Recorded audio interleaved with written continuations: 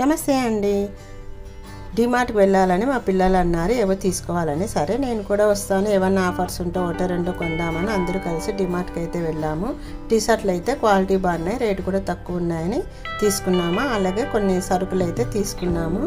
అలాగే ఆఫర్ ఉన్నాయని cool drink, అలాగే పిల్లో కవరు, బెడ్ కవరు, అలాగే ఇలా నాప్కిన్స్, ఇంటికి కావాల్సినవి ఒకటో రెండో అయితే కొనేసామన్నమాట.